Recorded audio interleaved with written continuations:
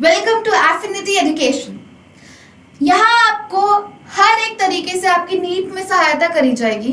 और आज यहाँ पे मैं तनिया आपकी बायोलॉजी ट्यूटर लेके आई हूँ आपके लिए क्लास 11th के ह्यूमन फिजियोलॉजी का chapter breathing and exchange of gases. अगर हम breathing and exchange of gases की बात करें, आप अपने कॉमन टर्म्स में, जनरल टर्म्स में इस चैप्टर को बोलते होंगे रेस्पिरेशन, कि यार आज मैं रेस्पिरेशन पढ़ने जा रहा हूँ, कल टेस्ट होने वाला है इसका। यार रेस्पिरेशन कितना डिफिकल्ट चैप्टर है यार। ऑफ कोर्स सी बात है, आप ऐसे बात करते होंगे। इतना बड़ा नाम कौन ले, breathing and exchange of gases, सीधा बोल देते हैं रेस्पिरेशन, है ना। तो बच्चों आप गलत नहीं है। ये चैप्टर जो है हमारा breathing and exchange of gases, ये हमारा आता है रेस्पिरेशन में ही। क्या होता है, अगर मैं इसको इंट्रोड्यूस करूं थोड़ा सा, तो रेस्पिरेशन हमारा एक बहुत बड़ा टर्म है जिसके अंदर हमारा ब्रीदिंग भी आता है, एक्सचेंज ऑफ गैसेस भी आता है। रेस्पिरेशन बेसिकली क्या होता है, आप सांस अंदर लेते हैं, सांस छोड़ते हैं, सांस अंदर लेते हैं, सांस छोड़ते हैं। आपको लगता है कि आप ब्रीथ कर रहे हैं, और जो आपको लगता है बिल्कुल सही लगता है, आप ब्रीथ ही कर रहे होते हैं। बट कभी आपने सोचा कि ब्रीदिंग और रेस्पिरेशन एक दूसरे से डिफरेंट कैसे हैं? सोचिए, ब्रीदिंग और रेस्पिरेशन एक दूसरे से डिफरेंट कैसे है? चलिए मैं आपको बताती हूँ। बेसिकली ब्रीदिंग जो होता है रेस्पिरेशन का एक पार्ट होता है। क्या होता है? रेस्पिरेशन का एक पार्ट होता है हमारा ब्रीदिंग। इसमें क्या होता है, रेस्पिरेशन इंक्लूड्स मेनी थिंग्स। हमारे बहुत सारे पार्ट्स होते हैं रेस्पिरेशन में, जिसमें कि ब्रीदिंग रेस्पिरेशन का फर्स्ट स्टेप होता है। रेस्पिरेशन में बहुत सारे स्टेप्स होते हैं, जिसमें ब्रीदिंग क्या होता है, हमारे रेस्पिरेशन का फर्स्ट स्टेप होता है। रेस्पिरेशन में इसके आगे भी स्टेप्स होते हैं, उसको हम थोड़ा सा जान लेते हैं। क्या होता है कि रेस्पिरेशन में सबसे पहला स्टेप जो होता है हमारा ब्रीदिंग होता है। ब्रीदिंग में हम क्या करते हैं, सांस अंदर लेते हैं, सांस बाहर छोड़ते हैं, सांस अंदर लेते हैं, सांस बाहर छोड़ते हैं।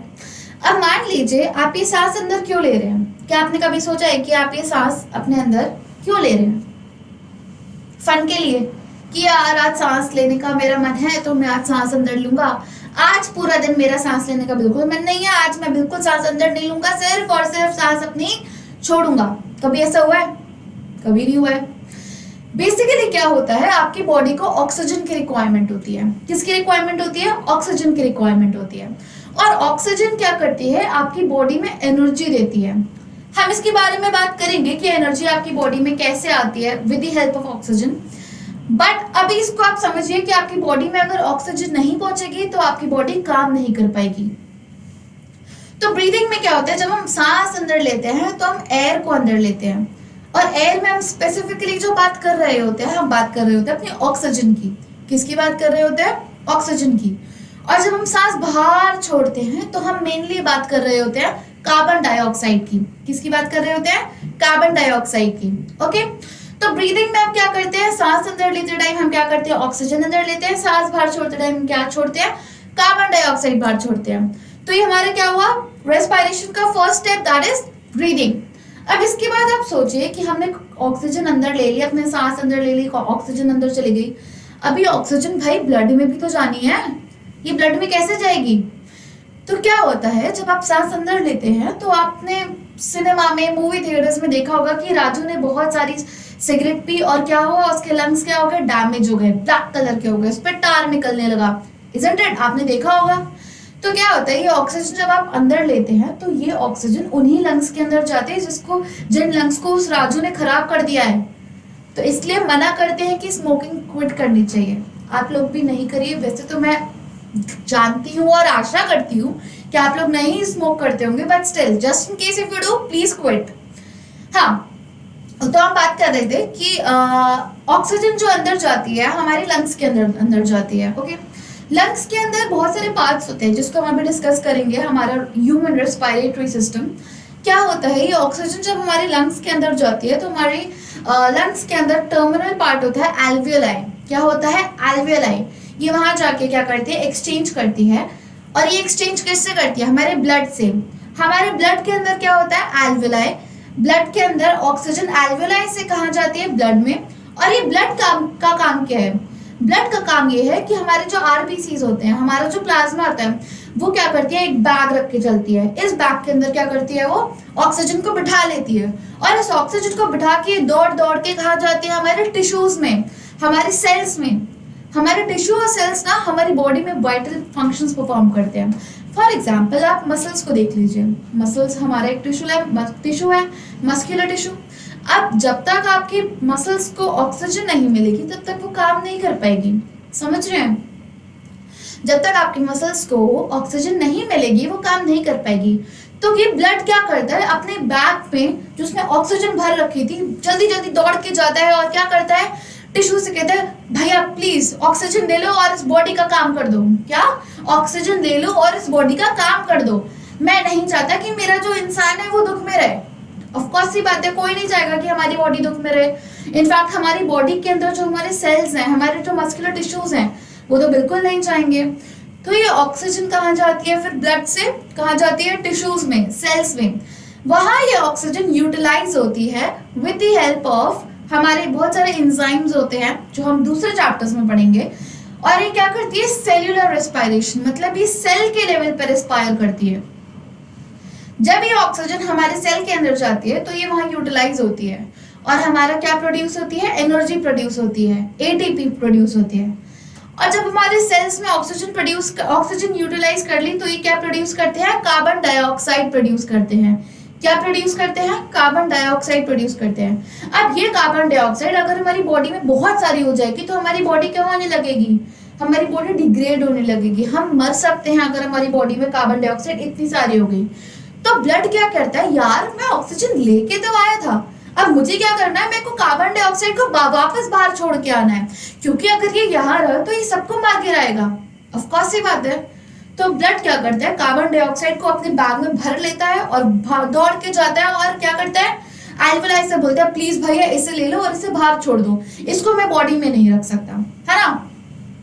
तो ब्लड क्या करता है, सबसे पहले ब्लड ने क्या करा कि ब्लड ने एल्वेलाई से ऑक्सीजन ली, बैग में भरा, अपने बैग में भर के दौड़ के गया किसके पास, हमारे सेल्स और टिश्यूज के पास। सेल्स और टिश्यूज को इसने ऑक्सीजन दी और सेल्स और टिश्यूज से इसने क्या लिया, कार्बन डाइऑक्साइड ली, बैग में भरी और दौड़ के गया किसके पास, वापस से एल्वेलाई के पास। एल्वेलाई के पास जब दौड़ के गया तो उसने कहा कि एल्वेलाई भैया प्लीज ये ले लो कार्बन डाइऑक्साइड, इसको बाहर रिलीज कर दो। उस एल्वेलाई ने कहा अच्छा ठीक है, मैं इसको बाहर छोड़ के आता हूँ। तो इसने क्या करा, एल्वेलाई ने वो कार्बन डाइऑक्साइड ले ली और उसने क्या करा, रिलीज कर दी थ्रू एक्सपायरेशन। हम सब सांस छोड़ते हैं, हम सांस ली तो ऑक्सीजन आई, सांस छोड़ी तो कार्बन डाइऑक्साइड रिलीज हुई। तो जो हमने सांस छोड़ी उसमें वही कार्बन डाइऑक्साइड थी जो हमारा ब्लड लेके आया किसके पास, एल्वेलाई के पास। और एल्वेलाई ने क्या करा, लंग्स के थ्रू, हमारे ट्रैकिया के थ्रू, विंड पाइप के थ्रू हमारे क्या करा, रिलीज कर दी वो कार्बन डाइऑक्साइड। समझे? तो रेस्पिरेशन में हमारे ये स्टेप्स होते हैं। पहले हम इंस्पायर करेंगे, हमारी बॉडी में एयर अंदर जाएगी, वो एयर कहाँ पे पहुंचेगी, हमारे एल्वेलाई में। वहां पे हमारी ऑक्सीजन का पार्शियल प्रेशर होगा, वो पार्शियल प्रेशर की मदद से वो एल्वेलाई से ऑक्सीजन ब्लड में जाएगी, ब्लड ट्रांसपोर्ट करेगा उस ऑक्सीजन को कहाँ पे, हमारे सेल्स में। सेल्स में जब हमारे टिश्यूज में हमारी ऑक्सीजन जाएगी, वहां सेल्यूलर रेस्पिरेशन होगा। सेल्यूलर रेस्पिरेशन से कार्बन डाइऑक्साइड रिलीज होगी, ये कार्बन डाइऑक्साइड वापस से ब्लड में जाएगी, ब्लड ट्रांसपोर्ट करेगा इस कार्बन डाइऑक्साइड को एल्वेलाई के पास और ये एल्वेलाई से वापस से हमारे एटमॉस्फेयर में कार्बन डाइऑक्साइड रिलीज हो जाएगी। ठीक है, तो बेसिकली हमारे रेस्पिरेशन में ये पार्ट्स आते हैं। अब हम आगे बढ़ते हैं। टेबल ऑफ कंटेंट, हम अब इस चैप्टर में क्या क्या पढ़ने वाले हैं। रेस्पिरेटरी ऑर्गन्स इन एनिमल्स, हम इसको बस रिकॉल करेंगे, हम इसको डिटेल में नहीं पढ़ेंगे कि हमारे लोअर वर्टेब्रेट्स, लोअर इनवर्टेब्रेट्स में कौन कौन से रेस्पिरेटरी ऑर्गन्स थे। रेस्पिरेटरी सिस्टम इन ह्यूमंस, हम देखेंगे कि हमारा जो ह्यूमन, हम जो ह्यूमन है, हमारे अंदर जो रेस्पिरेटरी सिस्टम है वो कैसा है, क्या क्या पैसेजेस हैं जिसके थ्रू हमारी एयर जाती है अंदर। Mechanism of breathing and it's regulation in humans, हम अपनी ब्रीदिंग को, इंस्पायरेशन और एक्सपायरेशन को कैसे रेगुलेट करते हैं। ये इंस्पायरेशन और एक्सपायरेशन होता कैसे है। आप ऐसा तो नहीं है कि आपने सोचा कि यार मुझे इंस्पायर करना है, आज मैं पूरा दिन इंस्पायर करूंगा, तो ऐसा तो नहीं, आप एक्सपायर भी करेंगे। तो ये रेगुलेशन आप देखेंगे कि ये कैसे हो रहा है। Exchange of gases and transport of gases. अब मैंने बताया था एक्सचेंज कहाँ होता है, हमारे एल्वेलाई क्या करती है, एल्वेलाई पे हमारी ऑक्सीजन आती है, ऑक्सीजन कहाँ एक्सचेंज हो रही है, ब्लड में। ये ब्लड क्या कर रहा है, ट्रांसपोर्ट कर रहा है हमारी किसको, गैस को, ऑक्सीजन को, कहाँ पे, सेल्स और टिश्यू पे, वहां पे भी एक्सचेंज हो रहा है किसका, ऑक्सीजन और टिश्यू, ऑक्सीजन और टिश्यूज का, और किस चीज का, कार्बन डाइऑक्साइड और ब्लड का, ठीक है। फिर ये ब्लड से हमारा कार्बन डाइऑक्साइड वापस से ट्रांसपोर्ट हो रहा है कहाँ पे, एल्वेलाई पे, और वहां पे भी एक्सचेंज हो रहा है, और फिर कहाँ रिलीज हो रहा है, हमारे एटमॉस्फेयर में। फिर आता है हमारा regulation of respiration, respiratory volumes. हम ये देखेंगे हमारे आपने देखा होगा कि जब आप बहुत स्ट्रेनस एक्सरसाइज करते हैं, मान लीजिए आप में से बहुत सारे लोग जिम जाते होंगे, या फिर आप मान लीजिए आपने बहुत लंबी लंबी सीढ़ियां चढ़ ली होंगी, तो आप बहुत तेज सांसें लेने लग जाते थे, आपको कहते हैं सांस फूल रही होती है। तो ये देखेंगे कि ये रेगुलेशन हमारी बॉडी में हो कैसे रहा है, कि हमारी बॉडी को पता कैसे चल रहा है कि कब हमें नॉर्मल सांस लेनी है, कब हमें बहुत जल्दी जल्दी सांस लेनी है, ओके। फिर आता है हमारा रेस्पिरेटरी वॉल्यूम्स। रेस्पिरेटरी वॉल्यूम में ये होता है कि आपने कभी नोटिस करा होगा, आप नॉर्मल सांस ले रहे हैं, जैसे मैं आपको करके बताती हूँ, ये नॉर्मल सांस थी, अगर मैं नॉर्मल सांस के ऊपर एक्स्ट्रा सांस लूं, तो ये एक्स्ट्रा सांस मैंने ली, फिर मैं सांस छोड़ू, फिर मैंने एक्स्ट्रा सांस छोड़ी, तो ये है क्या चीज, हम नॉर्मल सांस लेते हैं, नॉर्मली सांस अंदर जाती है, इसके ऊपर हम एक्स्ट्रा सांस भी ले सकते हैं, हम एक्स्ट्रा सांस छोड़ भी सकते हैं, और एक्स्ट्रा सांस छोड़ने के बाद भी हमारी बॉडी में कुछ अमाउंट ऑफ एयर रहती है, तो हम ये पढ़ेंगे रेस्पिरेटरी वॉल्यूम्स में। फिर हम पढ़ेंगे अपने लास्ट में डिसऑर्डर्स रिलेटेड टू रेस्पिरेशन, कौन कौन से, ESMA, emphysema and occupational respiratory disorders. तो आप, आई होप आपको ये कंटेंट समझ में आया होगा कि हम आप इस चैप्टर में क्या क्या पढ़ने वाले हैं। तो चलिए शुरू करते हैं।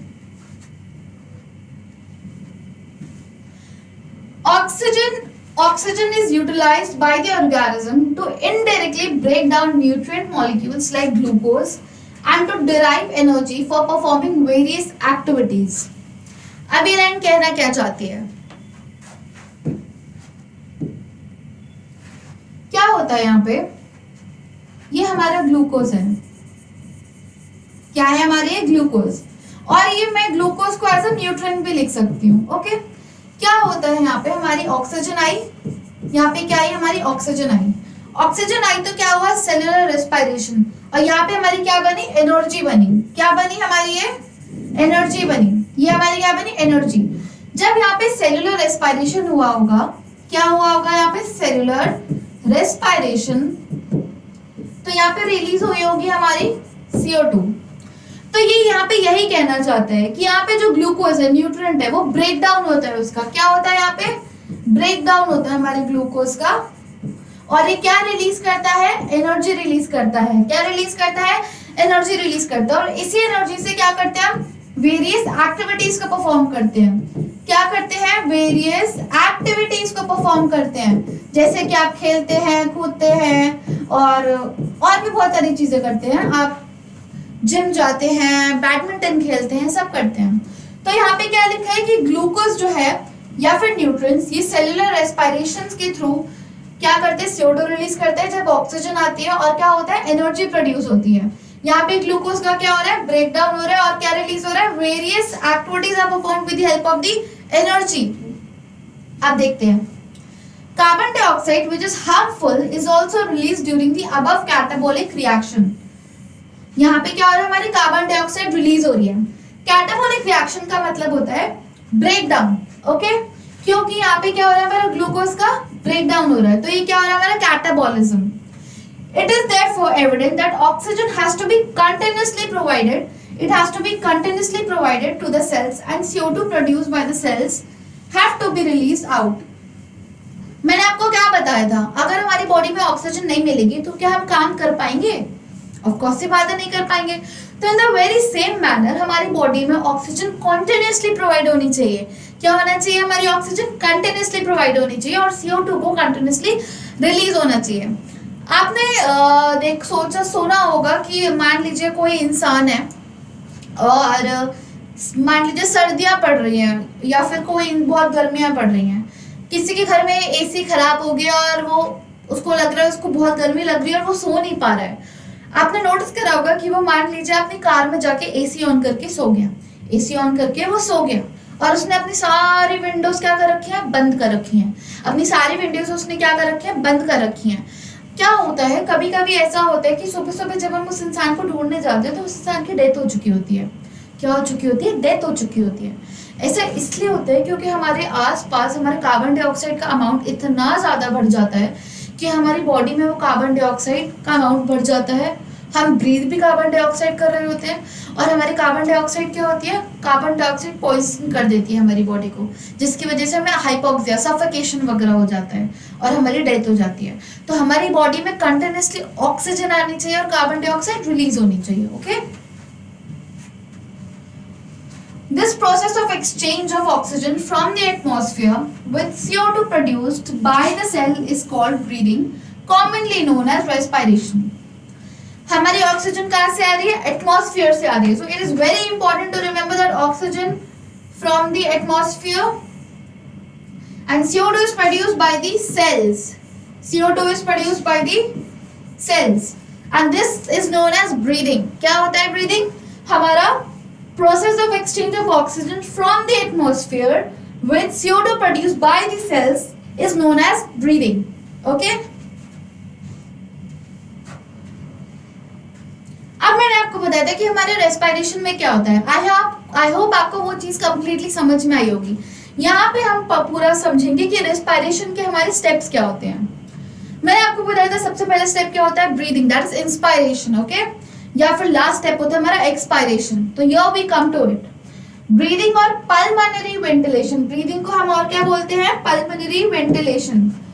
क्या बोलते हैं, pulmonary ventilation, by which atmospheric air is drawn in and CO2 rich alveolar air is released out. मैंने क्या बताया था, इंस्पायरेशन में हम ऑक्सीजन अंदर लेते हैं, एक्सपायरेशन में हम कार्बन डाइऑक्साइड बाहर छोड़ते हैं। और ब्रीदिंग को हम क्या कहते हैं, पल्मोनरी वेंटिलेशन। क्या कहते हैं, पल्मोनरी वेंटिलेशन। सेकंड स्टेप आता है हमारे एल्वेलाई पे एक्सचेंज। सबसे पहले हमने क्या किया, सांस ली, फिर हमने उसको एल्वेलाई पे एक्सचेंज करा। ओके, सबसे पहले हमने क्या करा, सांस ली और हमने दूसरे में क्या करा, एल्वेलाई पे एक्सचेंज करा। किस तरीके से, डिफ्यूजन के थ्रू डिफ्यूजन। डिफ्यूजन बेसिकली ये होता है कि जब हमारी गैसेस या फिर लिक्विड या मेनली डिफ्यूजन गैसेस का ही होता है, जो हाई पार्शियल प्रेशर या फिर high concentration to low concentration. मान लीजिए आपके घर में किसी ने, आपके भाई ने, आपके बहन ने, मम्मी पापा ने, किसी ने एक कमरे में परफ्यूम लगाया। आपको थोड़ी देर बाद, मान लीजिए 1 मिनट बाद, 30 सेकेंड्स बाद आपको दूसरे कमरे में स्मेल आने लगी उस परफ्यूम की। आपको पता चल गया कि आपका भाई कहीं जा रहा है। आप बोलेंगे यार मोमोज लेते आना मेरे लिए प्लीज, मुझे पता है तू कहीं जा रहा है क्योंकि तेरे परफ्यूम की स्मेल मुझे दूसरे कमरे में आ गई थी।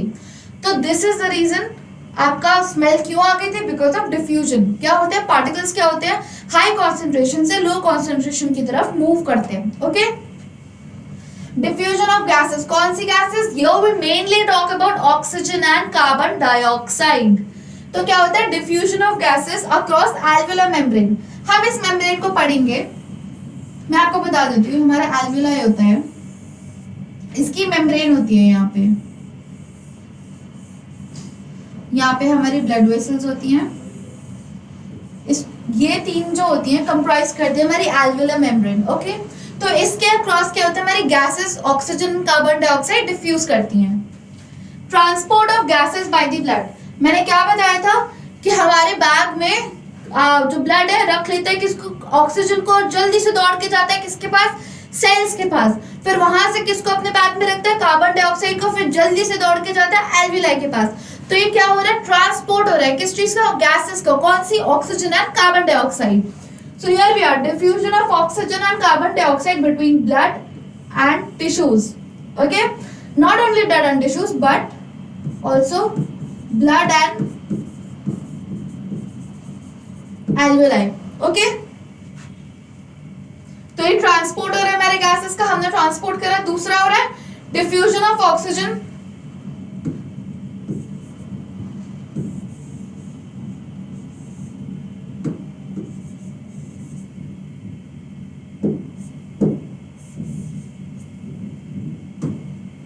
हाँ, diffusion of oxygen and carbon dioxide between blood and tissue. अब ट्रांसपोर्ट क्या हुआ, हमारे ऑक्सीजन भर के चले गए हमारे ब्लड के पास, बैग लेके जल्दी से दौड़ के गया किसके पास, अपने सेल्स या टिश्यूज के पास। उसने क्या करा, लो प्लीज सेल ऑक्सीजन ले लो और प्लीज काम कर दो, मेरी बॉडी एनर्जी में, मेरी बॉडी के पास एनर्जी बिल्कुल नहीं है, मेरी बॉडी बिल्कुल चल नहीं पा रही है, तो प्लीज आप एक काम करो कि ऑक्सीजन ले लो, काम सेलुलर रेस्पायर करो, जो कार्बन डाइऑक्साइड तुम्हारे पास है मुझे दे दो, मैं लेके जल्दी से भाग के किसके पास जाऊंगा, एल्वेलाई के पास जाऊंगा। तो क्या होगा यहाँ पर, diffusion of oxygen and carbon dioxide between blood and tissues. अब लास्ट में आता है हमारा utilization of oxygen by the cells for catabolic reaction and resultant release of carbon dioxide। वही क्या हमने ऑक्सीजन दी अपने सेल्स और टिश्यू को, वहां पे ऑक्सीजन यूटिलाइज हुई, कैसे, ब्रेक डाउन ऑफ व्हाट, हमारा ग्लूकोज, यहाँ पे जो मैंने बताया था ब्रेक डाउन ऑफ ग्लूकोज, यहाँ पे ऑक्सीजन यूटिलाइज हुई, हमारी क्या बनी, एनर्जी। ये होती है हमारी सेलुलर रेस्पिरेशन। ये क्या है, हमारा लास्ट स्टेप है, ये क्या है हमारा last step of respiration. Okay, I hope आपको ये समझ में आया होगा। अब आते हैं हम अपने रेस्पिरेटरी ऑर्गन्स के बारे में। बेसिकली रेस्पिरेटरी ऑर्गन्स हमारे बॉडी, हम अगर अपने ह्यूमन बींग्स की बात करें, अपने होमोसेपियंस की बात करें, तो हमारे अंदर रेस्पिरेटरी ऑर्गन होता है हमारा लंग्स। बट क्या सब में लंग्स होते हैं? फिशेस में लंग्स नहीं होते, ये आपको पता है। फिशेस में क्या होते हैं, गिल्स होते हैं। क्या होते हैं, गिल्स होते हैं।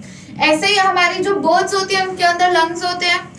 तो हम देखते हैं कि और लोअर इनवर्टेब्रेट्स, जैसे मान लीजिए स्पॉन्जेस हो गए, उनके पास लंग्स नहीं है। और उनके पास और कौन से हो गए हमारे ऑर्गेनिज्म, अर्थवर्म हो गया, उसके पास लंग्स नहीं है। मोलस्क हो गए, उसके पास लंग्स नहीं है, उसके पास क्या है, गिल्स है। और बहुत सारे ऑर्गेनिजम्स हैं। फिर हमारे इंसेक्ट्स होते हैं, इंसेक्ट्स के पास लंग्स नहीं होते, उनके पास ट्रैकियल ट्यूब्स होते हैं। तो यहाँ हम बात करेंगे।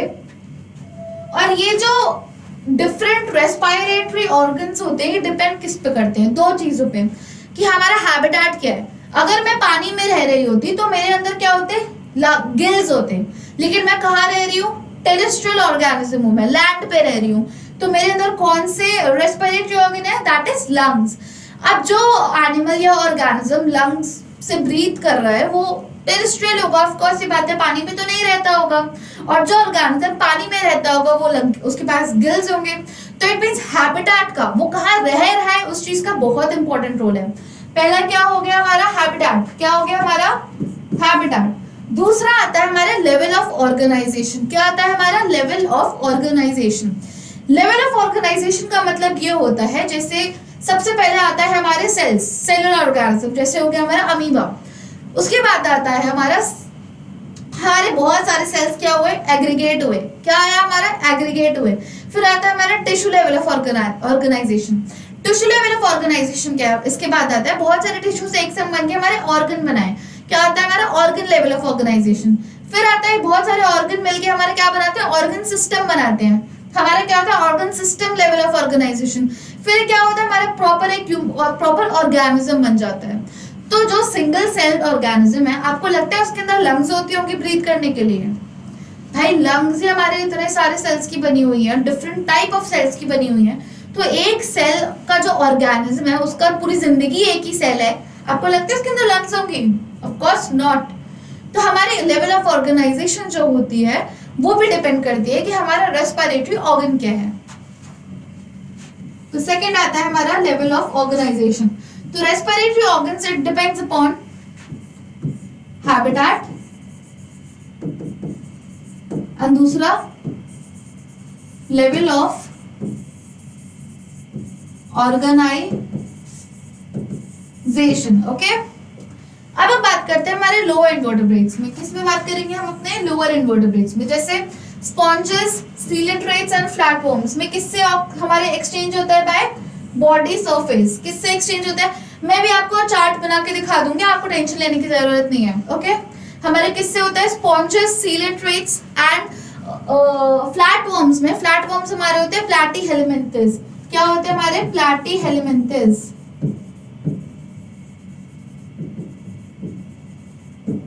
नीट में अगर क्वेश्चन आए कि प्लैटीहेलमिन्थेस में किस तरीके से हमारे एक्सचेंज होता है गैसेस का, तो आप क्या लिख के आएंगे, बॉडी सरफेस से। नीट में क्वेश्चंस डिफिकल्ट किस तरीके से होते हैं, सब कुछ आता वही आपकी एनसीईआरटी से ही है, पर डिफिकल्टी लेवल बस ये होता है कि वो आपको घुमा के दे देता है। फॉर एग्जाम्पल यहाँ पे आपके स्पॉन्जेस हैं और यहाँ पे बोल देगा पॉरीफेरा में किस लेवल पे होता है हमारा, because sponges are what, they belong to Porifera, okay, तो बॉडी सरफेस से होता है। फिर आता है हमारा earthworm. Earthworm use the moist cuticle. Earthworm में किससे होता है हमारा, मॉइस्ट क्यूटिकल से होता है अर्थवर्म में। अर्थवर्म में किससे होता है, मॉइस्ट क्यूटिकल से होता है, okay. And insects have network of tubes, जिसको हम क्या कहते हैं, ट्रैकियल ट्यूब्स। क्या कहते हैं, ट्रैकियल ट्यूब्स। तो अगर अर्थवर्म की बात करें तो earthworm belongs to Annelida. What does it belong to,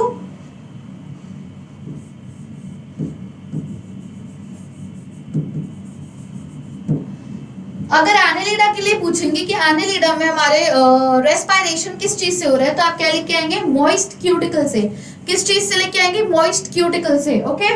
फिर इंसेक्ट्स में अगर मान लीजिए उसने आपको एग्जांपल दे दिया कॉकरोच का, बिकॉज सबसे इंपॉर्टेंट एग्जांपल हमारा कॉकरोच है, बिकॉज एनसीईआरटी में नीट में कॉकरोच दे रखा है, वो एग्जाम में आता है और उसमें इलैबोरेट स्ट्रक्चर है हमारे रेस्पिरेशन का। तो अगर लिख के आएंगे कि और तो हमारे इंसेक्ट्स के अंदर अगर कॉकरोच की बात करेंगे तो क्या हमारा किससे रेस्पायर करता है, ट्रैकियल ट्यूब से। ट्रैकियल ट्यूब क्या होते हैं, network of tubes.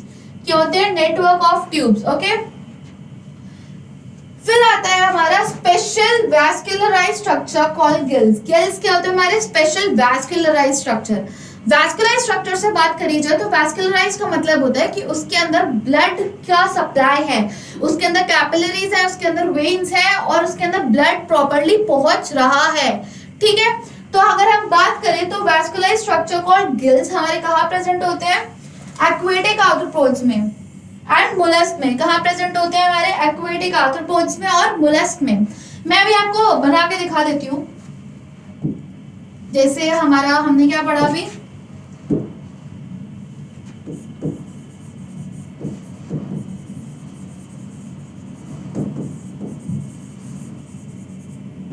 Respiratory organ हमने क्या पढ़ा था। सबसे पहले हम किसकी बात करेंगे, अपने लोअर इनवर्टेब्रेट्स में सबसे पहले हमारा क्या आया, स्पॉन्जेस, सीलेंट्रेट्स एंड फ्लैटवर्म्स। ये किससे रेस्पायर करते हैं, बॉडी सरफेस से। फिर दूसरे में हमारा आता है इंसेक्ट्स, ये किससे रेस्पायर करते हैं, ट्रैकियल ट्यूब से। फिर आता है हमारे अर्थवर्म, ये रेस्पायर किससे करता है, मॉइस्ट क्यूटिकल से। किससे रेस्पायर करता है हमारा अर्थवर्म, मॉइस्ट क्यूटिकल से। It is very important to remember कि अर्थवर्म हमारा एनेलिडा को बिलोंग करता है और एनेलिडा हमारा क्या है, मॉइस्ट क्यूटिकल से रेस्पायर करता है। देन फोर्थ में हमारा आता है गिल्स। गिल्स किस में होते हैं, हमारे मोलस्क में and aquatic arthropods. Aquatic arthropods की बात करें तो हम जैसे हमारे हो गए प्रॉन्स, लॉबस्टर, क्रैब, तो ये किससे करते हैं, गिल्स से करते हैं। किससे करते हैं, गिल्स से करते हैं, ओके। आई होप आपको समझ में आया होगा। फिर इसके बाद आता है हमारा vascularized bag called lungs are used by the terrestrial form for the exchange of gases। क्या होता है हमारे vascularized bags, वो क्या था हमारा, vascularized structure था हमारा, क्या गिल्स हमारा क्या था, vascularized structure। क्या था, vascularized structure था जो कि था गिल्स। ये लंग्स क्या है हमारे, vascularized bags हैं। क्या है हमारे लंग्स, vascularized bags हैं, okay. You need to know the difference between lungs and gills. Lungs क्या है हमारे, vascularized bags एंड गिल्स क्या है हमारे, vascularized structure, ओके। और ये कहाँ पाए जाते हैं, टेरेस्ट्रियल फॉर्म्स में for the exchange of gases. जो ऑर्गेनिज्म लैंड पे रहते हैं वो ऑफ कोर्स सी बात है गिल्स से ब्रीथ नहीं करेंगे, गिल्स से एक्सचेंज नहीं करेंगे गैसेस, तो उनके अंदर क्या होती है, हमारी लंग्स होती हैं। क्या होती है, लंग्स होती हैं, ओके।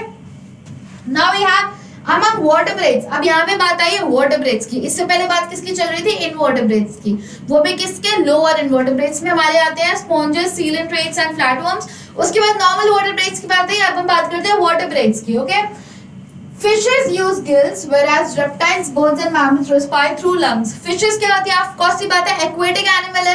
Fishes क्या है? Aquatic animal है, तो ये किससे respire करेगी? Through gills. किससे respire करेगी? Through gills. और अगर हम बड़े मतलब हायर ऑर्गेनिज्म की बात करें, फॉर एग्जांपल हमारे रेप्टाइल्स हो गए, बर्ड्स हो गए, मैमल्स हो गए, ये किससे रिस्पायर करते हैं? लंग्स से रिस्पायर करते हैं, जो हमारे अंदर है. ओके, रिस्पायर करते हैं through lungs. Okay, now we have amphibians. This is a very important point. Okay, amphibians like frog. Frog आपने देखा होगा कि आपके लैंड पे भी रहता है, और फ्रॉग कहाँ पे रहता है? हमारे पानी के अंदर भी रहता है. पानी के अंदर तैरते हुए देखा है आपने फ्रॉग को ना, और लैंड पे उछलते हुए भी देखा होगा. तो लैंड पे जब फ्रॉग रहता है तो वो अपने लंग से रिस्पायर करता है, और जब लैंड के अलावा जब ये पानी में रहता है तो ये रिस्पायर करता है अपनी मॉइस्ट स्किन से. रिस्पायर करता है किससे? रिस्पायर करता है अपनी मॉइस्ट स्किन से, through their moist skin. Okay, and we mammals, हम मैमल्स हैं, होमो सैपियंस हैं, मैमल्स हैं, तो what do we respire through? Lungs. What do we respire through? Lungs. और हम अगर अपने ह्यूमंस की बात करें, होमो सैपियंस की बात करें, तो हमारा ह्यूमन रेस्पिरेटरी सिस्टम अभी हम पूरा पढ़ने जा रहे हैं. तो let me complete the table.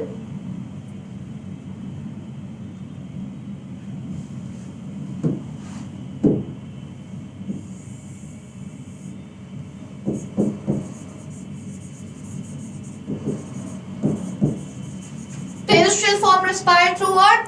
Lungs. Okay, then we have our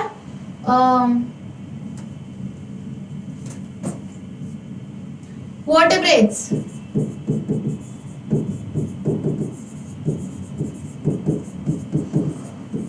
Okay, vertebrates में हम पहले बात करेंगे फिशेस की. Fishes they respire through gills. What do fishes respire through?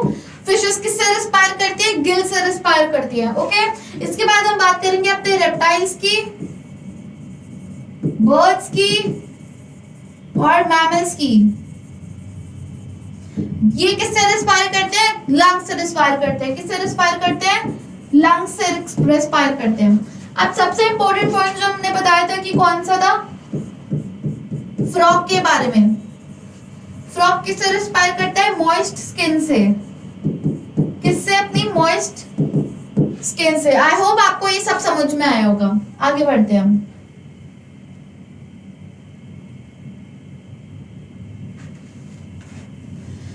अब हम बात करते हैं अपने ह्यूमन रेस्पिरेटरी सिस्टम के बारे में. किसके बारे में? ह्यूमन रेस्पिरेटरी सिस्टम के बारे में. ह्यूमन रेस्पिरेटरी सिस्टम की बात करी जाए तो आपने देखा होगा कि जब आप सांस लेते हैं तो आप अपना हाथ खोल लेते हैं और सांस अंदर आ जाती है ना? हाथ खोल लेते हैं, सांस अंदर आ जाती है. गलत बोल रही हूँ, मुझे पता है. क्या होता है? सांस कैसे अंदर आती है? जब हम सांस को नाक से थ्रू ब्रीथ करते हैं, ऐसे,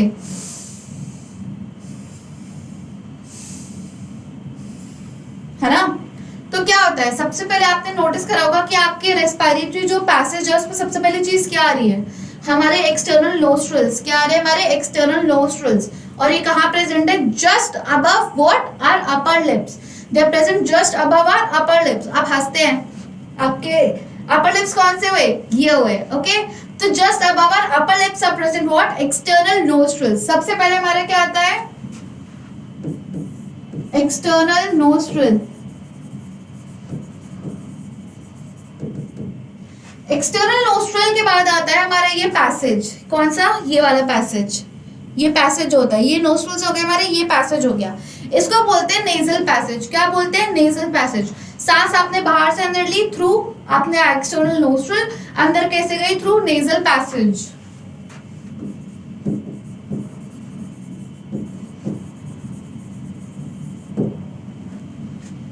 अब नेजल पैसेज के बाद यहाँ पे एक चेम्बर होता है. क्या होता है? नेजल पैसेज के पीछे हमारे एक चेम्बर होता है. चेम्बर का मतलब होता है कमरा सा, छोटा सा. ओके, अब इतना बड़ा कमरा हमारी बॉडी में तो नहीं होगा ना, छोटा सा कमरा होता है. ओके, जहाँ पे हमारी सांस अंदर जाती है. किसके थ्रू? नेजल पैसेज के through.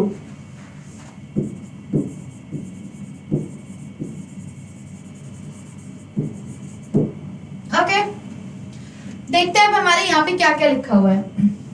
We have a pair of external nostril, what do we have? A pair of external nostril. हमारा एक्सटर्नल नोस्ट्रल्स है, बाहर है, इसलिए हम इसको एक्सटर्नल बोल रहे हैं. पेयर है बिकॉज 1 2, कोई भी चीज दो होती है और एग्जैक्टली सिमिलर होती है तो इसे क्या कहते हैं? Pair. Okay, we have a pair of external nostrils which are located कहां पे? above our upper lips. where? above our upper lips. okay, above the upper lips. क्या होता है हमारे? फिर कहां लीड करता है? नेजल पैसेज में. It leads to nasal chamber through the nasal passage. क्या बोलते हैं? nasal chamber में लीड करता है, किससे? through the nasal passage. through का मतलब होता है कि वो बीच में है उसके. ओके, पहले हमारे एक्सटर्नल नोस्ट्रल आए जो पेयर है, उसके बाद हमारा नेजल पैसेज आया, नेजल पैसेज के पीछे हमारा क्या है? Nasal chamber. अब नेजल चेम्बर के बाद हम देखते हैं हमारा क्या आता है. नेजल चेम्बर के बाद आता है हमारा फेरिंग्स.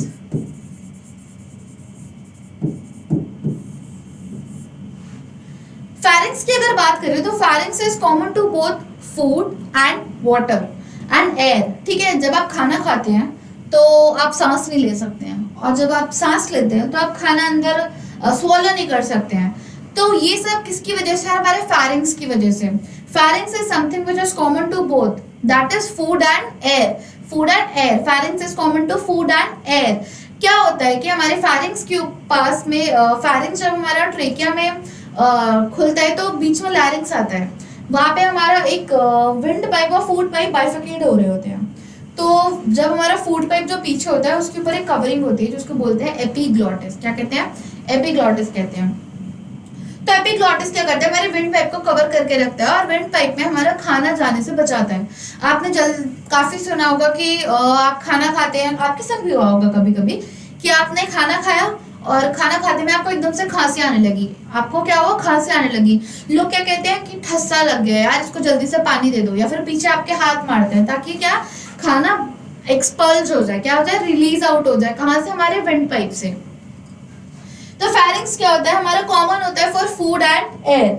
और फेरिंग्स के बाद हमारा आता है लैरिंग्स. क्या होता है हमारा? लैरिंग्स.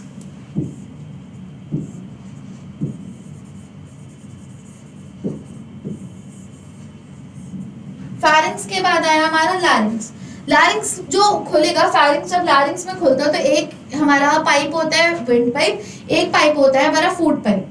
ठीक है, जो लैरिंग्स होता है, लैरिंग्स को हम साउंड बॉक्स भी कहते हैं. क्या कहते हैं? साउंड बॉक्स भी कहते हैं. ओके, लैरिंग्स जो कार्टिलेजिनस होता है हमारा, लैरिंग्स कार्टिलेजिनस होता है. अब इसको इस तरीके से समझते हैं कि आपका जो आवाज निकल रही है, आपकी जो मॉड्यूलेट कर रहे हैं अपनी आवाज, जैसे जो सिंगर्स होते हैं वो अपनी आवाज निकालते हैं, जैसे ऐसे निकालते हैं, इतनी वॉइस मॉड्यूलेट हुई, ऑफ कोर्स ये बात है. तो ये मॉड्यूलेशन के लिए आपका अगर स्टिफ स्ट्रक्चर होगा तो क्या ये ऐसे ऐसे मूव कर पाएगा? जैसे मान लीजिए मोटी आवाज निकालनी है तो ये ऐसे हो गया, पतली आवाज निकालनी है तो ये ऐसे कॉन्ट्रैक्ट हो गया. तो कार्टिलेज का काम क्या होता है? कार्टिलेज हमें पता है फ्लेक्सिबल होते हैं, तो ये फ्लेक्सिबिलिटी प्रोवाइड करते हैं. और जो हमारी आवाज जो मॉड्यूलेट होती है किसकी वजह से होती है? लैरिंग्स की वजह से होती है. किसकी वजह से होती है? हमारी लैरिंग्स की वजह से होती है. ओके, तब हम देखते हैं हमारी यहाँ पे क्या लिखा है. The nasal chamber opens into the pharynx, a portion of which is the common passage for food and air. Nasal chamber जो होता है किसमें खुलता है? हमारे फेरिंग्स में. और ये कॉमन होता है किसके लिए? हमारे फूड एंड एयर के लिए. The pharynx opens through the larynx region into the trachea. pharynx क्या होता है? ट्रेकिया में खुलता है थ्रू लैरिंग्स. मैंने क्या बताया था? थ्रू लैरिंग्स. थ्रू का मतलब वो चीज हमारे बीच में आ रही है, वहां से वो बीच में पड़ रही है. ठीक है, तो क्या होता है? फेरिंग्स जो होता है हमारे ट्रेकिया में खुलता है थ्रू लैरिंग्स. लैरिंग्स बीच में पड़ रहा है, इट मींस हमारे यहाँ पे क्या होगा? ट्रेकिया होगा. क्या होगा? हमारा ट्रैकिया होगा. हमारे कहाँ पे? लैरिंग्स के बाद क्या होगा? हमारा ट्रैकिया होगा. Okay, लैरिंग्स is a cartilaginous box. कैसा बॉक्स है? Cartilaginous, which helps in sound production. Sound production में काम आ रहा है क्या? हमारा लैरिंग्स, जो क्या है? हमारा कार्टिलेजिनस बॉक्स है. And hence it is called the sound box. क्या कहते हैं इसे? Sound box. क्यों? क्योंकि यहाँ से हमारी आवाज प्रोड्यूस हो रही है. क्या हो रही है? हमारी आवाज प्रोड्यूस हो रही है हमारी किससे? लैरिंग्स से. ओके,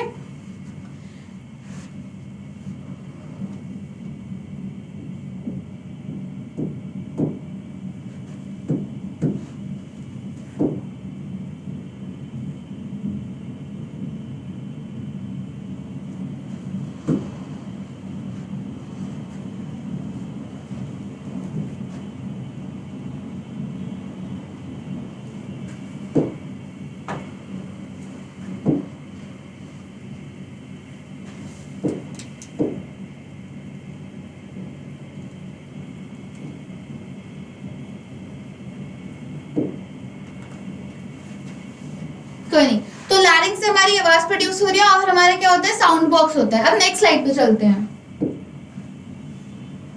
अब हम बात करते हैं ट्रैकिया की। ट्रैकिया क्या होता है? Trachea is a straight tube extending up to the mid thoracic cavity. क्या होता है हमारा trachea? Straight tube which extend कहाँ तक? हमारे मिड थोरैसिक कैविटी तक। मिड थोरैसिक कैविटी की बात क्या होती है? आपने देखा होगा जैसे ये आपकी बॉडी है, आप यहाँ तक जो बीच होता है आपके चेस्ट के थोड़ा नीचे वाला पार्ट, उसे बोलते हैं मिड थोरैसिक कैविटी। जो आपका डायफ्राम होता है ये डिवाइड करता है आपकी थोरैक्स को और आपके किसको? अब्डोमेन को। थोरैसिक रीजन और अब्डोमिनल रीजन को ये डिवाइड करता है। जब आपका डायफ्राम यहाँ पे प्रेजेंट है, आपका डायफ्राम यहाँ आपके चेस्ट के नीचे प्रेजेंट है, इट मींस आपके मिड थोरैसिक कैविटी कहाँ होगी? यहाँ पे होगी आपकी मिड थोरैसिक कैविटी। कहाँ पे होगी आपकी मिड थोरैसिक कैविटी? यहाँ पे होगी। यहाँ पे क्या होता है हमारा ट्रैकिया बाइफरकेट करता है। चलिए देखते हैं। Trachea is a straight tube. कैसा ट्यूब होता है ट्रैकिया? हमारा स्ट्रेट ट्यूब होता है, मतलब वो फ्लेक्सिबल नहीं होता, टेढ़ा नहीं होता, ऐसा नहीं होता, सीधा होता है। कैसा होता है? एकदम सीधा ट्यूब होता है। ओके, ये क्या करता है? Extend up to the mid thoracic cavity which divides at the level of fifth thoracic vertebra. कहाँ पे डिवाइड करता है? हमारा फिफ्थ थोरैसिक वर्टेब्रा पे डिवाइड करता है। It is very important to remember कि हमारा नीट का सबसे फेवरेट क्वेश्चन है कि हमारा ट्रैकिया कहाँ डिवाइड करता है? फिफ्थ थोरैसिक वर्टेब्रा पे डिवाइड करता है। ओके,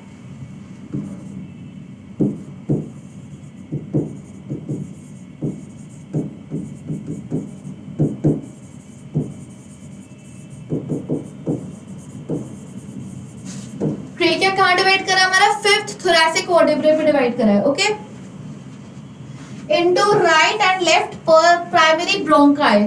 किस किस में डिवाइड करा है? Right and left primary bronchi में डिवाइड करा है। ठीक है, किसमें? मैं भी आपको चार्ट बना के दिखाऊंगी, आपको उसकी टेंशन लेने की जरूरत नहीं है। एनसीईआरटी में भी लाइन पे दे रखा है, पर अगर आप इसको फ्लो चार्ट की फॉर्म में याद करेंगे तो आपको 2 मिनट नहीं लगेगा इसे याद करने में।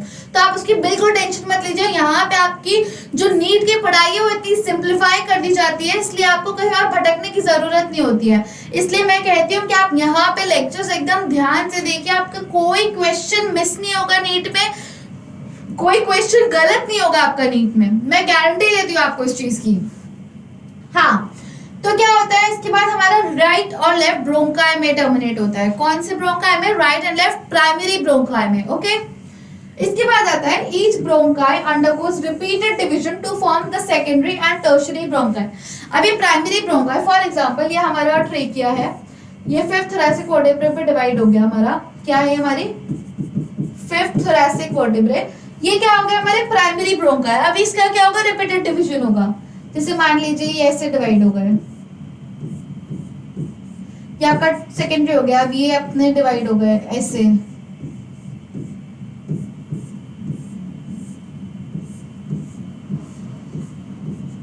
ये क्या हो गया? हमारा टर्शियरी हो गया।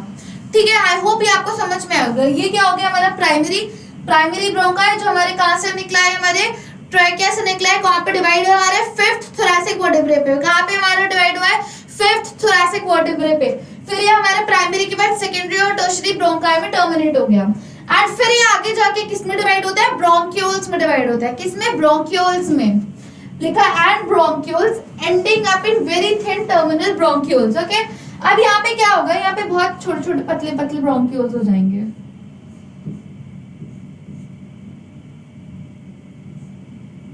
और यहाँ पे एल्वेला होता है हमारा।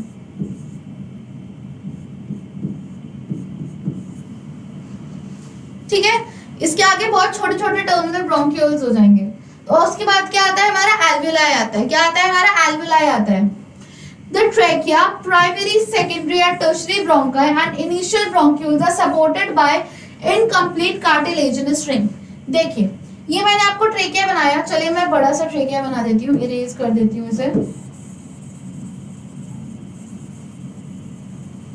अच्छा चलिए कोई नहीं, नहीं मैं ले लेते हैं।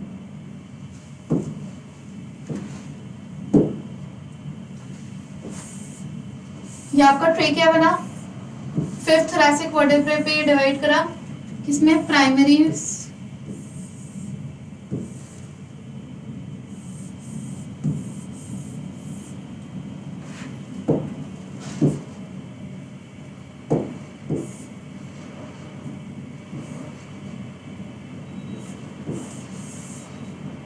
ओके, अब ये किस में डिवाइड करा फिर हमारे, ये क्या हुआ हमारा प्राइमरी, ये हमारा फर्दर डिवाइड करा गया, ये हमारा होगा सेकेंडरी, ये हो गया हमारा टर्शियरी, और ये किस में डिवाइड करा हमारे ब्रोंक्यूल्स में डिवाइड करा, जो हमारे पतले पतले ब्रोंक्यूल्स हैं।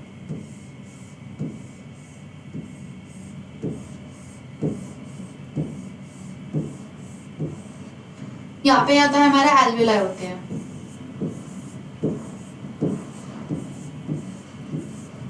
ओके, किस में डिवाइड करा है हमारा प्राइमरी, पहले हमारा क्या था ये ट्रैकिया, किस में डिवाइड करा प्राइमरी सेकेंडरी टर्शियरी, ये हमारे किसमें ब्रोंकाई में, फिर ये डिवाइड करा हमारे ब्रोंक्यूल्स में, और ये हमारी क्या है एल्विलाई है।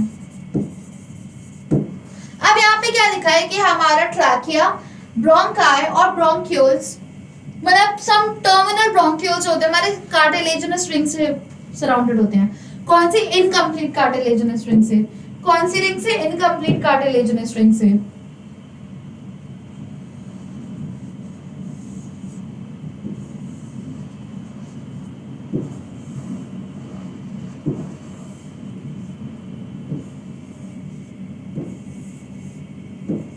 ये क्या बना रही हूं मैं? Incomplete cartilaginous rings.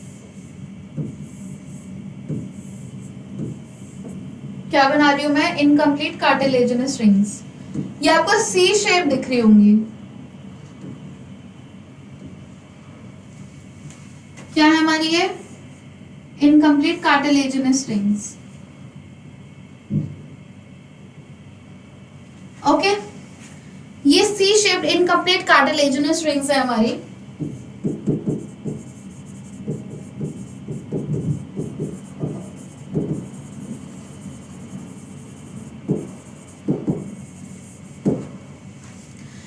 ये कहाँ प्रेजेंट होती है? हमारे ट्रेकिया में प्रेजेंट होती है, हमारे ब्रोंकाई में प्रेजेंट होती है। कौन से? Primary secondary and tertiary bronchi में प्रेजेंट होती है, और हमारे टर्मिनल ब्रोंक्यूल्स में प्रेजेंट होती है। ओके, हाँ, each terminal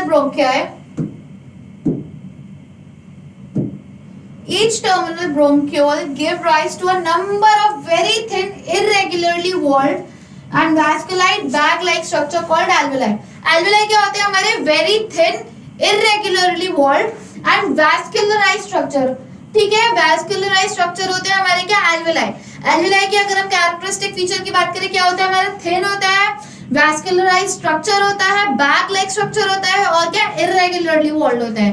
कैसा होता है हमारा स्ट्रक्चर alveoli? irregularly walled होता है। Okay, the branching network of bronchi, bronchiole and alveoli comprise of the lungs। अब ये देखिए आप,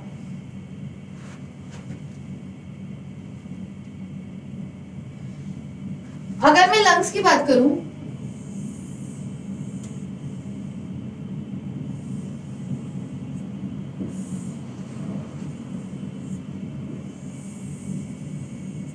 ठीक है, ये हमारी लेफ्ट लंग है, ये हमारी राइट लंग है।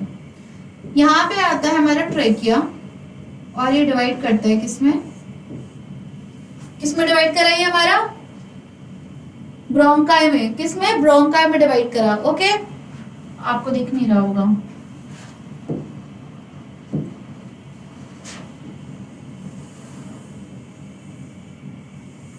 ये बना रही हूं मैं अपनी लंग, हमारी लंग्स, मतलब मेरी भी कह सकते हैं, मेरी भी लंग्स ऐसी ही है। ये है हमारी राइट लंग, ये आती है हमारी लेफ्ट लंग। ये जो आप डिप्रेशन देख रहे हैं, ये बेसिकली इसको कहते हैं कार्डियक नॉच। कार्डियक नॉच क्या होता है? हमारे हार्ट को जगह देने के काम आता है। मान लीजिए आपका हार्ट सेंटर में है, हमें पता है heart is at the centre but slightly tilted towards the left. Where is it? Slightly tilted towards the left. तो जिसका टिल्ट है वो यहाँ पे आता है, तो इसे क्या कहते हैं? कार्डियक नॉच कहते हैं। क्या कहते हैं इसे? हम इसको क्या कहते हैं? कार्डियक नॉच कहते हैं। अब क्या होता है? हमारा ट्रेकिया आता है और ये डिवाइड कर जाता है किसमें? प्राइमरी ब्रोंकाई में। किसमें? प्राइमरी ब्रोंकाई में डिवाइड करता है। प्राइमरी ब्रोंकाई यहाँ पे अंदर गया, इसने सेकेंडरी ब्रोंकाई बनाए, सेकेंडरी ब्रोंकाई से हमारे टर्शियरी ब्रोंक्यूल्स बने, ब्रोंकाई बने। इस टर्शियरी ब्रोंकाई से हमारे क्या बने? हमारे ब्रोंक्यूल्स बने बहुत सारे। फिर क्या हुआ? हमारे एल्वेओलाई बने। तो लंग्स के अंदर हमारा क्या पार्ट आ रहा है? लंग्स के अंदर हमारा कौन सा पार्ट आ रहा है? लंग्स के अंदर हमारा आता है ब्रोंकाई, ब्रोंक्यूल्स एंड एल्वेलाई। कौन सा part? Bronchi, bronchioles and alveoli. कौन सा पार्ट हमारा? Bronchi, bronchioles and alveoli. कौन सा पार्ट आ रहा है हमारा? Bronchi, bronchioles and alveoli. क्या बना रही है हमारी? लंग्स बना रही है। क्या बना रही है? लंग्स बना रही है हमारी। तो लंग्स किससे बनी होती है हमारी? ब्रोंकाई से बनी होती है। कौन से? Primary, secondary and tertiary bronchi से बनी होती है, ब्रोंक्यूल से बनी होती है, और फिर उसके बाद हमारे किससे बनी होती है? हमारे एल्वेलाई से बनी होती है। ओके,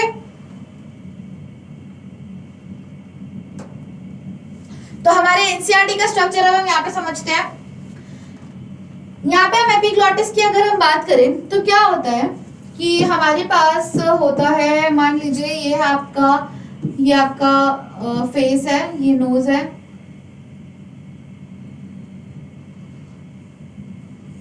ये माउथ है और ये फेस है। ओके, यहाँ से सांस अंदर गई, यहाँ से खाना अंदर जाता है।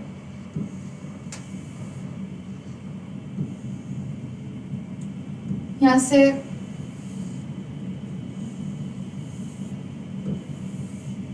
ये वाला जो पार्ट होगा,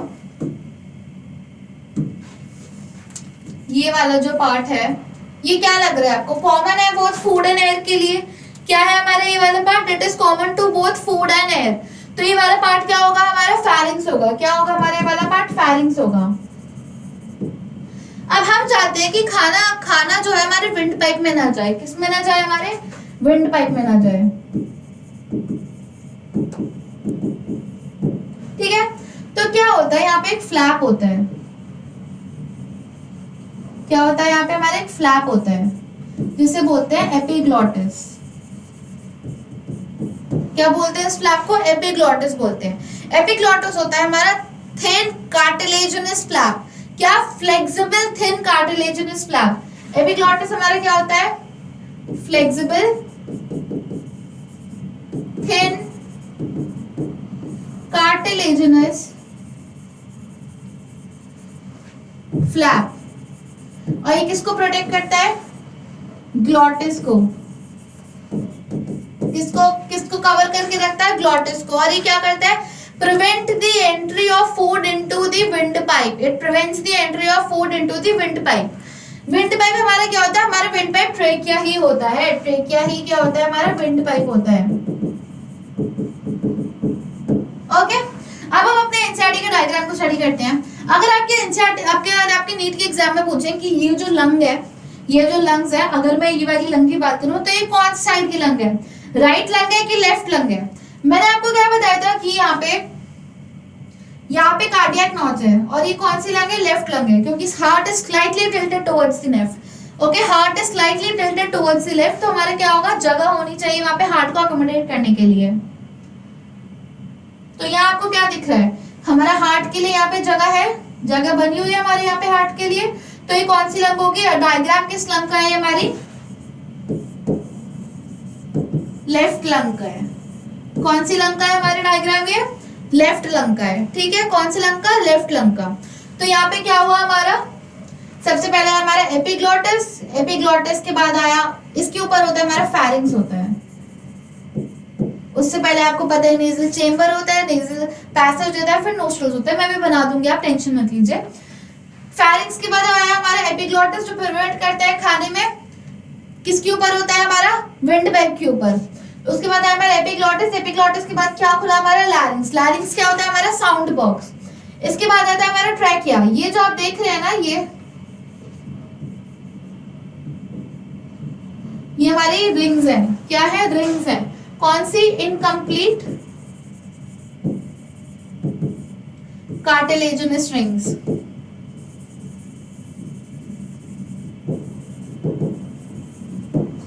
ठीक है, फिर आता है हमारा ट्रेकिया के बाद ये क्या हुआ हमारा? डिवाइड करा किसमें? प्राइमरी एंड किसमें डिवाइड करा? प्राइमरी ब्रोंकाई में। किसमें? प्राइमरी ब्रोंकाई में। कौन से लेवल पे?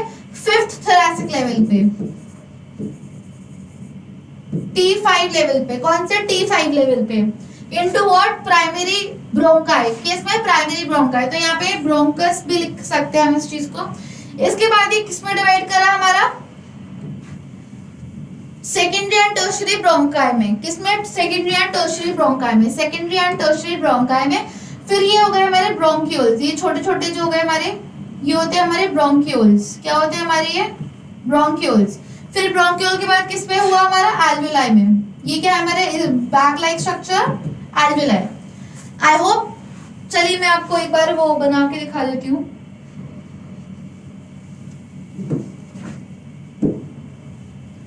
सबसे पहले आते हैं हमारे एक्सटर्नल नोस्ट्रिल्स। एक्सटर्नल नोस्ट्रिल के बाद आता है हमारा nasal passage.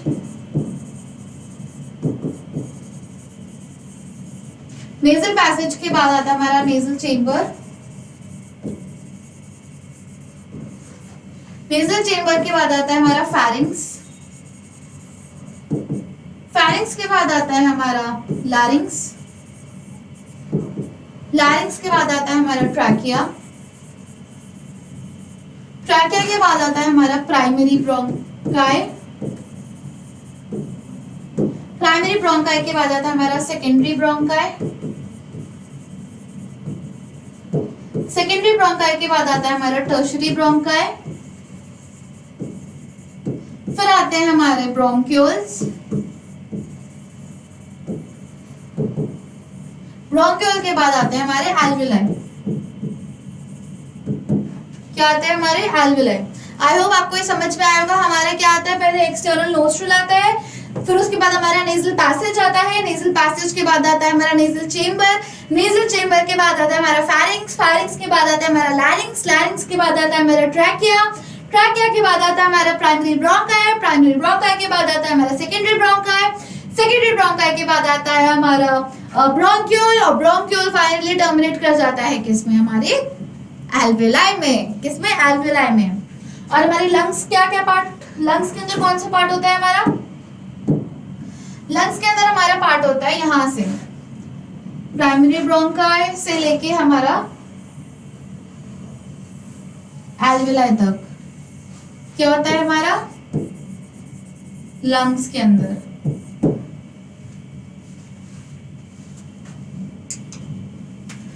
I really hope आपको आज का लेक्चर समझ में आया होगा। अगर नहीं समझ में आया तो फिर आप प्लीज इस लेक्चर को बार बार गो थ्रू करिए। इसमें मैंने एनसीईआरटी का हर एक पॉइंट कवर करके रखा हुआ है। आपको कोई जब पॉइंट ऐसा नहीं मिलेगा जो एनसीईआरटी से बाहर का हो या फिर एनसीईआरटी से छूटा हुआ हो। आई रियली होप आप अच्छे से मन लगा के पढ़ाई कर रहे होंगे। नीट के एग्जाम में फोकस रहने के लिए आपको एनसीईआरटी की ही जरूरत है। बायो में तो स्पेशली ही, अगर आप नीट के लिए प्रिपेयर कर रहे हैं और आप नीट को एकदम सीरियसली टारगेट कर रहे हो तो आपको एनसीईआरटी के अलावा बायोलॉजी में कोई और बुक नहीं पढ़नी है। सिर्फ और सिर्फ और सिर्फ और सिर्फ और सिर्फ एनसीईआरटी का आपको नाम जपते जा रहे हैं। एनसीईआरटी को चार्ट लेना है। एनसीईआरटी को इस तरीके से पढ़ना है कि आपको आधी रात को कोई उठा के पूछे तो आपको बोले कि हाँ भाई मेरे पेज नंबर 26 में ये लिखा था और ये मैं तुझे बता सकता हूँ। तो आई होप आपको ये लेक्चर समझ में आया होगा, आप अच्छे से पढ़ रहे होंगे। And all the very best for your exam. Thank you.